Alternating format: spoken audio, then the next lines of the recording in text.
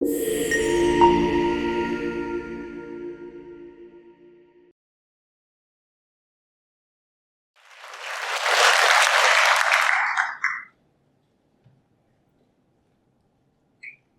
we start, I would like to switch on the lights. Now, why do I do that? Because I will invite everyone to stand up. Everyone, please, just stand up. Warm up a little bit, because the first thing that you'll be doing is a game. It's a game whereby you shake the handshake of the person next to you. Alright?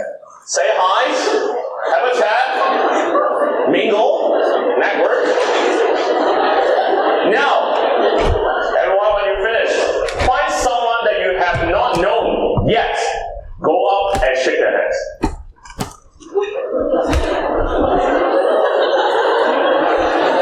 Really find someone we really don't know.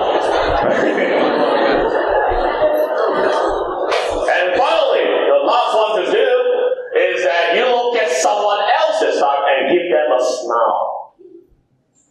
Not like this. Or maybe you don't need that weird smile, but just a normal smile. Thank you for joining me in the experiment. Please have a seat. Thank you. It's like a magic finger whereby I can switch off the lights. Alright, so for today, what I'm going to present to you is about the essential communication class. It's a class whereby I wrapped up 30 hours of my training time into just 5 to 10 minutes, which is a big challenge. And there are also different friends on the table as well, which I'll be evaluating later on. So, communications makes impact. When I say mixing impact, it means that we make people remember us.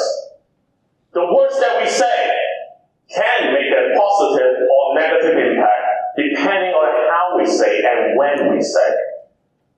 Back in the times whereby nowadays we speak through internet, we got connected through Zoom or Teams, we have lots of different business meetings. And even when you're talking to a child or youth, the ways that you say makes the difference. Now, communication, is it the same as before? Before the time that we were born, what are the ways that they communicate? Well, back in the days, we have different perspective about communication. And these three things are actually the biggest problems in communication over time.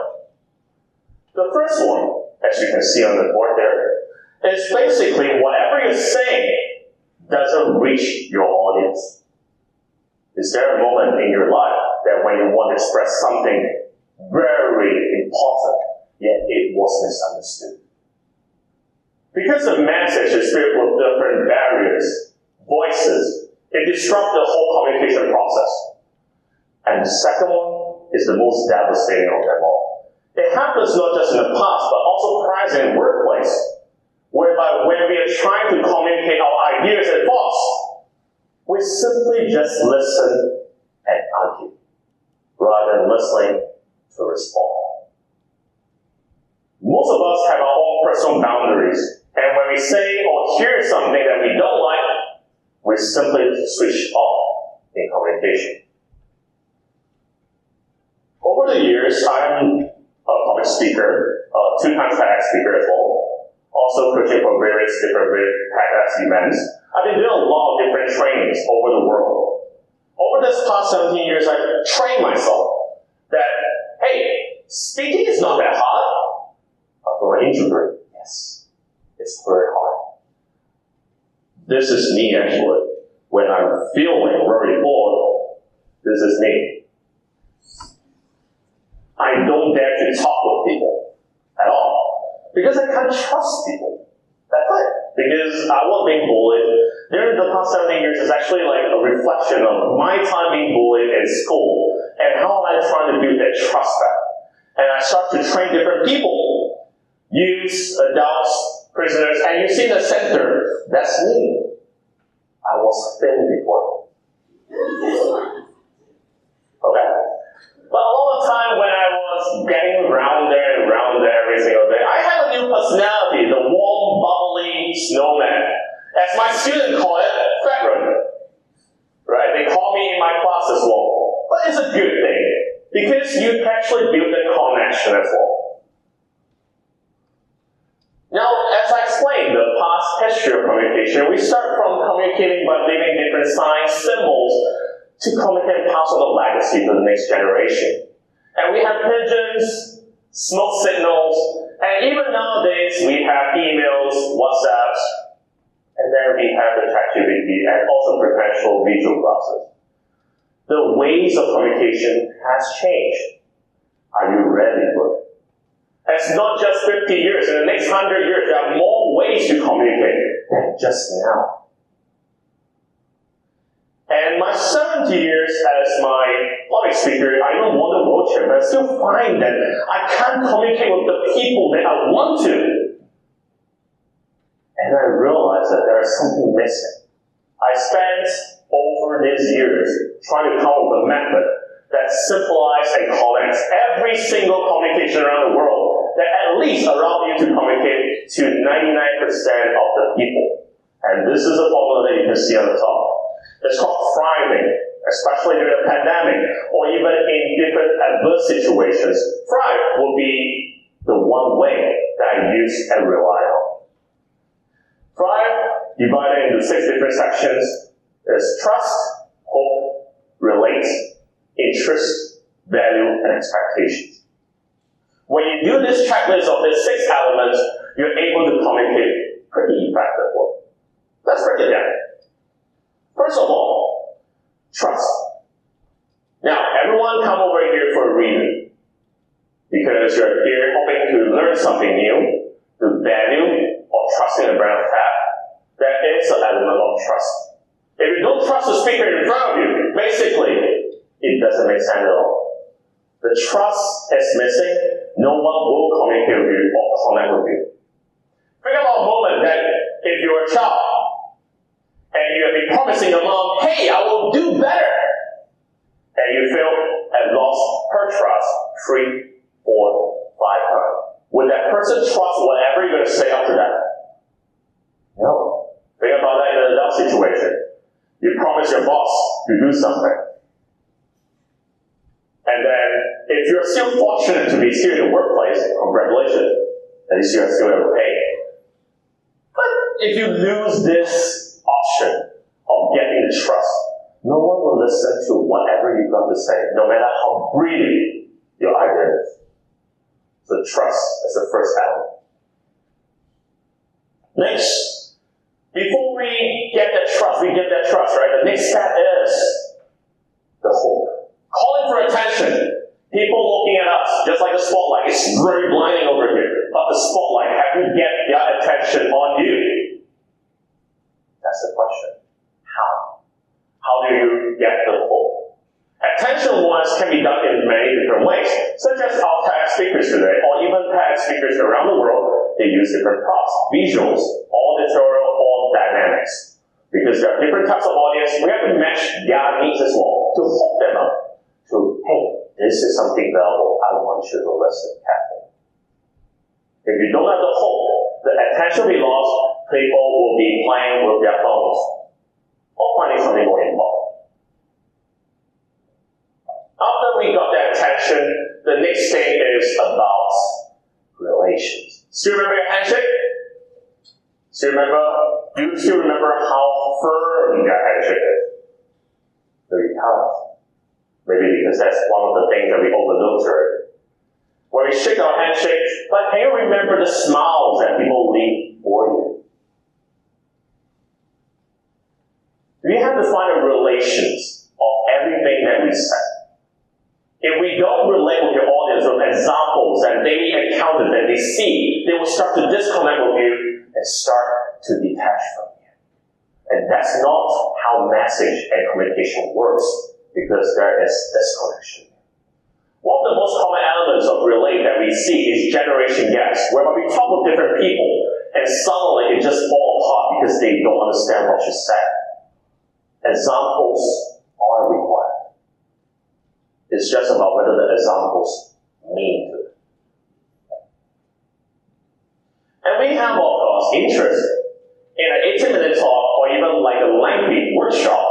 You have to sustain an interest. That's why I'm putting all my efforts on my dynamics and my vocal projections just to get your attention. I have to keep you motivated as well. even showing off my thin self. You can still remember right around. So that is actually the interest where you're keeping everyone onto you. That interest not just the hook itself, the attention, but it's still maintaining the interest of your audience. Any talks that do that will keep on allowing them to learn with you.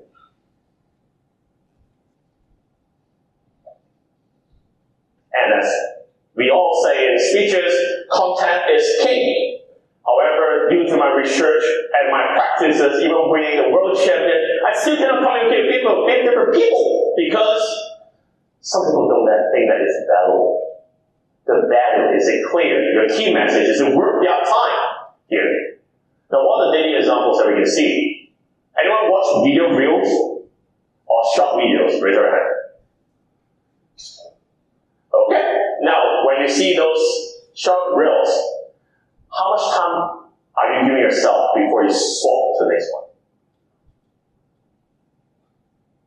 Not too long. I've actually, when I saw myself on the YouTube itself, I simply, within 3 seconds, I swap away.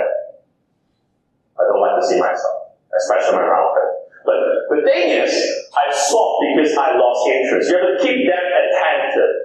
There are many famous YouTubers, or even KOLs. KOLs means basically key opinion leaders.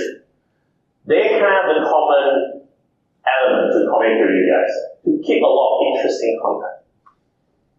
And that's why, if you have no interesting content to link to the value that you want to give, the value is why do I spend 10 minutes listening to your talk? No point. There's no value for me. I walk out this room, I forget what you said. I still remember the thin area. And then finally, the last thing we do is expectations. Everyone here comes with an expectation and anticipation. What a TED Talk will be, what a talk shop will be, what a workshop will be, etc. Did I live up to your expectations? The expectation is what we care. If you don't live up to the expectation of your audience, basically, your talk will simply fail. I remember there was one time I was doing a workshop. The audience were I come over here to practice advanced training skills. But this training program is actually just for beginners. The expectations towards it actually disconnect with you already because they are not here for what they want.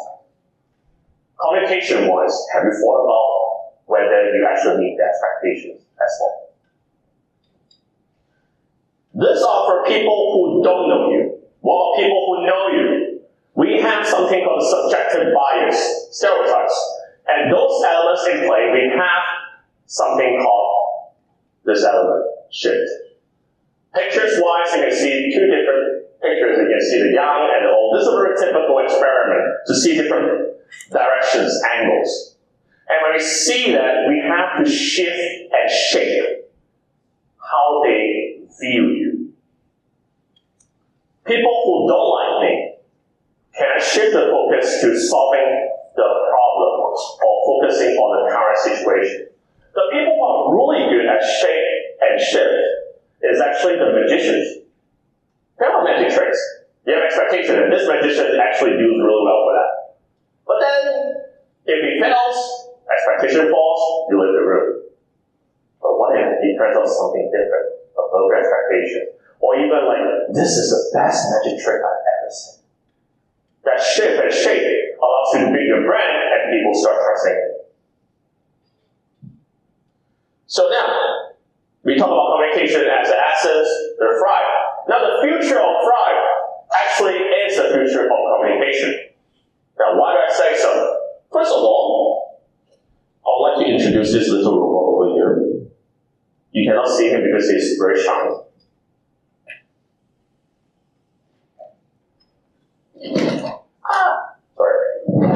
So you have to get some hesitation.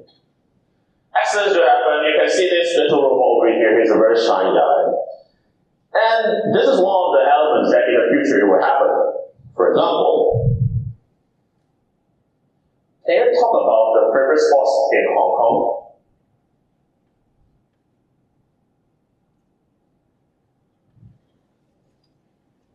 Can you talk about the favorite spots in Hong Kong?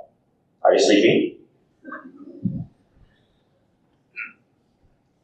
Now, apparently, technologies do face its challenges. Not always. I don't know, but we always see the first challenge of the evening is not responsive.